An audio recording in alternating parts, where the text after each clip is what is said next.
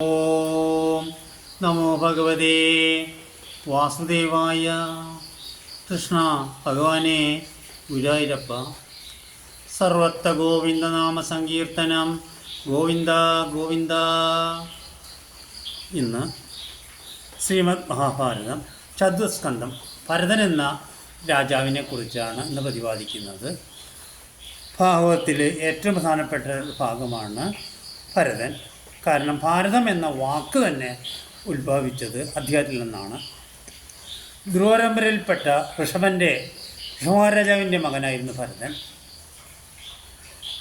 ഒരു മനുഷ്യജീവന് 4 അവസ്ഥകളുണ്ടല്ലോ: ബാല്യം, കൗമാരം, യൗവനം, വാനപ്രസ്ഥം, പിന്നെ സന്യാസം. വാനപ്രസ്ഥനായിട്ട് അദ്ദേഹം കാട്ടിലേക്ക് പുറപ്പെട്ടു.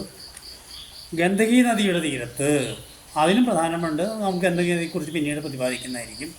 അവിടെ അദ്ദേഹം ഒരു ആശ്രമം തീർത്തു.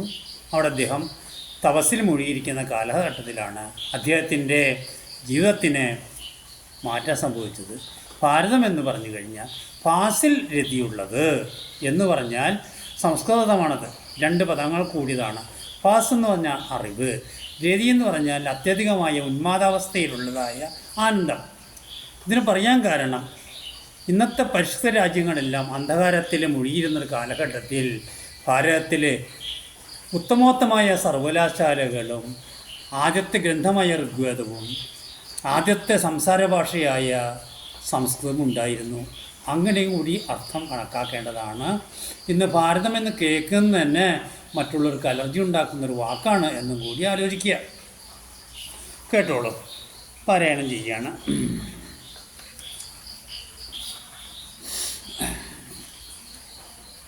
അങ്ങനെ അദ്ദേഹം തപസ് ചെയ്യുന്ന കാലഘട്ടത്തിലാണ് അദ്ദേഹത്തിന് ഒരു നദിയിൽ അദ്ദേഹം വെള്ളമെടുക്കാനും കുളിക്കാനുമായിട്ടൊക്കെ അദ്ദേഹം നദിയിലേക്ക് പോകും. ആ സമയത്താണ് അദ്ദേഹം ഒരു മാൻപേടയെ കാണുന്നത്.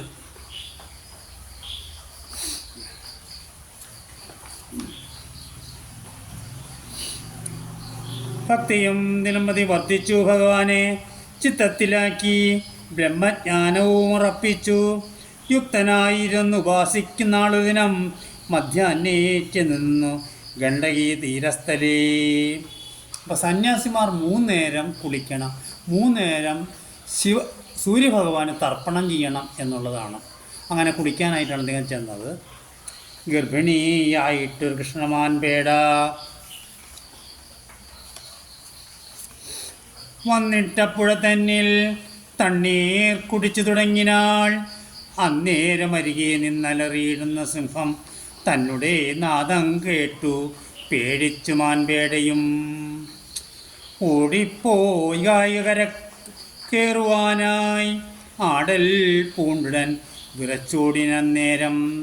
ഗർഭസ്ഥയായ കിടാവപ്പുഴേ പിറന്നുടൻ അപ്പുഴ തന്നിൽ വീണൊഴുകി വേഗത്തോടെ. ഇതിലൊരു തത്വം അടങ്ങിയിരിക്കുന്നുണ്ട്. ആ മാൻപേട പൂർണ്ണ ഗർഭിണിയായിരുന്നു. അപ്പോഴാണ് സിംഹത്തിൻ്റെ അലർച്ച കേട്ടത്. ഗർഭിണികൾ വലുതായ ശബ്ദം കേൾക്കാൻ പാടില്ല. ഉള്ളിലുള്ള കുട്ടിയെ പുറത്തേക്ക് ശരീരം തള്ളിവിടും. ഇവിടെയും സംഭവിച്ചത് അത് തന്നെയാണ്. ഗുഹയിൽ ചെന്നു വീണു മരിച്ചു മാൻപേടയും. സഹിയാതൊരു ഭയം കൊണ്ട് വേദന കൊണ്ടും നീരോടെ ഒഴുകുന്ന മാൻകിടാവിനെ കണ്ടു. കാരുണ്യവശാലെടുത്തു ഭരതനും പാരാതെ കൊണ്ടുപോയാൽ തന്നെ ആശ്രമത്തിൽ. ആരാലുപദ്രവം കൂടാതെ വളർത്തിനാൻ മാൻകിടാവോടുകൂടി. മാൻകിടാവിലെ സ്നേഹം താൻ കൂടെ വളർന്നിതു ഭരതനത് കാലം. ഇവിടെ എന്താണ് സംഭവിച്ചതെന്ന് വെച്ചാൽ, ഭരതമുനിക്ക് സംഭവിച്ചത് അദ്ദേഹത്തിന് എന്തിനാണോ വനത്തിലേക്ക് വന്നതെന്നെല്ലാം മറന്നു.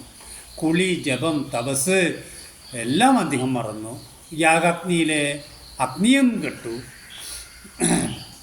തന്നെ നിയമങ്ങൾ യമനിയമാദികൾ എന്ന് പറയും. സന്യാസിമാർ പ്രത്യേകം പാലിക്കേണ്ടതാണ്. അദ്ദേഹത്തിനൊക്കെ പോയി. നിയമങ്ങളെ വളർത്തിയാൽ ഒന്നൊന്നേ ദിനം പ്രതി കുറഞ്ഞു ചമഞ്ഞിതു. കാലം കൊണ്ടില്ലാതെയായി വന്നിതു നിയമങ്ങൾ. കാലവും പോയതുള്ളിൽ അറിയായതും. അതിനെ കാണുമ്പോഴും കാണാതെ വാഴുമ്പോഴും അതിൻ്റെ യോഗക്ഷേമം ചിന്തിച്ചു മനക്കാമ്പിൽ. യോഗക്ഷേമം വഹാമ്യഹം. സംസ്കൃതത്തിൽ അതിന് വിപുലമായൊരർത്ഥമുണ്ട്. യോഗക്ഷേമം നമ്മൾ വീണ്ടും വീണ്ടും അതിനെക്കുറിച്ച് പറയുന്നതാണ്. എപ്പോഴും അദ്ദേഹത്തിൻ്റെ ഒരു ചിന്ത മാൻ മാത്രമാണ്. ഭഗവാൻ കയറിയിരുന്ന മനസ്സിൽ ഇപ്പോൾ മാൻ കുഞ്ഞാണ് കയറിയിരിക്കുന്നത്. മോഹവും വളർന്നിതു തപസ്സെല്ലാം. മോഹമെന്ന് പറയുന്നത് ഈ പഞ്ചേന്ദ്രിയങ്ങളിലുള്ള കാമന അതായി മാറി. അതിലെല്ലാം ഈ മാൻപേടയെക്കുറിച്ചായ ചിന്ത.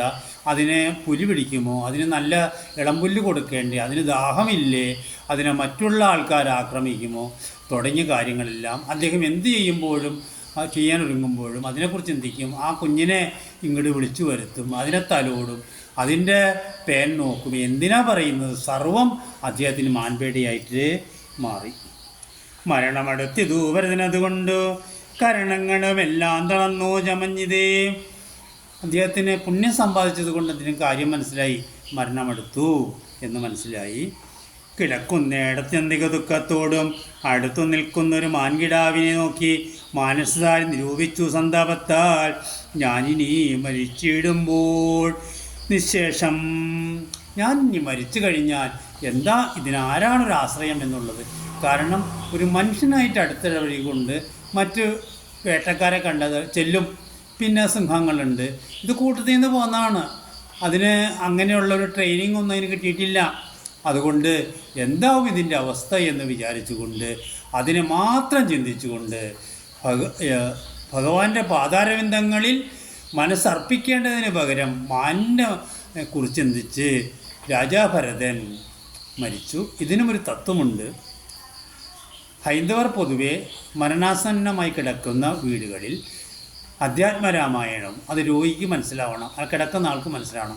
അധ്യാത്മരാമായണം വായിച്ച് അർത്ഥം പറയുന്നതും, ഉത്തരേന്ത്യയിലാണെങ്കിൽ അവിടെ ഭഗവത്ഗീത, ശ്രീമദ് ഭാഗവതം, സംസ്കൃതമൊക്കെ ചൊല്ലിക്കൊടുക്കുന്നുണ്ട്. ഉദ്ദേശം ഇതാണ്: ഭഗവാനെ മനസ്സർപ്പിച്ച് മരിക്കാനായിട്ട് അവർക്ക് യോഗമുണ്ടാവട്ടെ, സൽഗതി ഉണ്ടാകട്ടെ എന്നാണ് വിചാരിക്കുന്നത്. ഭരതൻ്റെ മറ്റു കാര്യം കൂടി പറഞ്ഞിട്ട് ഒന്ന് അവസാനിപ്പിക്കാം. അങ്ങനെ അദ്ദേഹം ഒരു മാനായിട്ട് ജനിച്ചു, മാൻകുഞ്ഞായിട്ട് ജനിച്ചു. പൂർവ്വജന്മ പുണ്യമുണ്ടായതുകൊണ്ട് അദ്ദേഹത്തിന് പൂർവ്വസ്മരണയുണ്ടായി. കൂട്ടത്തിൽ നിന്ന് മാറി അദ്ദേഹം പുലഹ മഹർഷിയുടെ ആശ്രമത്തിനരികിലേക്ക് വന്നു. ആശ്രമത്തിനെ ചുറ്റിപ്പറ്റി നിന്നു. അങ്ങനെ അദ്ദേഹം പുണ്യതീർത്ഥത്തിൽ കുളിക്കും. മാനൊന്നും അങ്ങനെ കുളിക്കാറില്ലോ. കുളിക്കും. അവിടുത്തെ വേദപാരായണമെല്ലാം കേൾക്കും.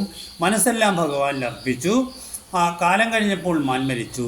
പിന്നീട് അദ്ദേഹം ഒരു ബ്രാഹ്മണൻ്റെ കുടുംബത്തിൽ ജനിച്ചു.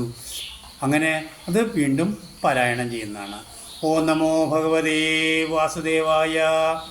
സർവത്ര ഗോവിന്ദ നാമ സങ്കീർത്തനം. ഗോവിന്ദ ഗോവിന്ദ. കൃഷ്ണ ഭഗവാനേ.